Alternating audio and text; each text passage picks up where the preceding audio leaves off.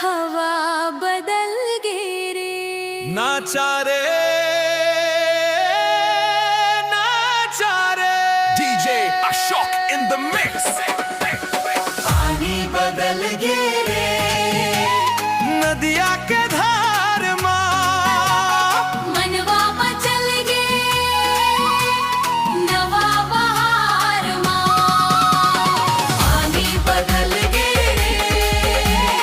नदिया के धार छम छम बाजे झांझ मंजीरा ताल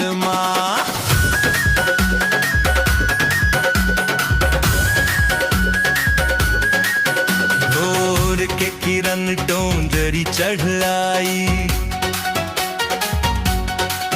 चिरई के बोली कान में पड़ आई। खेतन में हरियर लहर उठत है, गाँव के गली में रौनक बढ़त है। बैला के घंटी दूर ले बाजे, ढोल के थाप माँ बाप खुद नाचे। पानी बदल गए रे। नदिया के धार मनवा मचल गए नवा बहार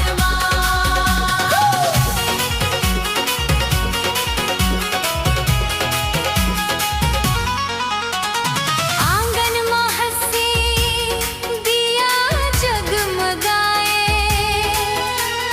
पायल की छनकार रास्ता ला सजाए।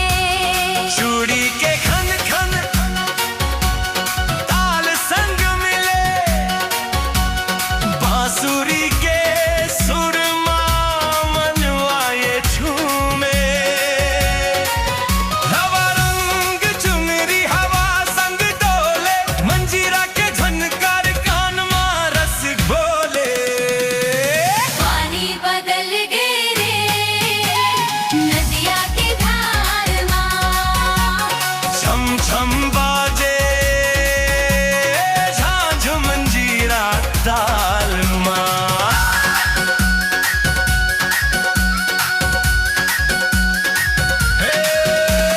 हाथू पे बोली हियरा में राखबो,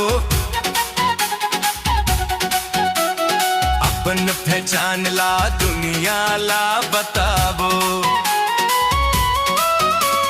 जंगल की खुशबू सांस में समाए, धरती के मायाले सीनों भर जाए। नवा बिहान की सूरज चमके, अपन संस्कृति ले काम मातम के।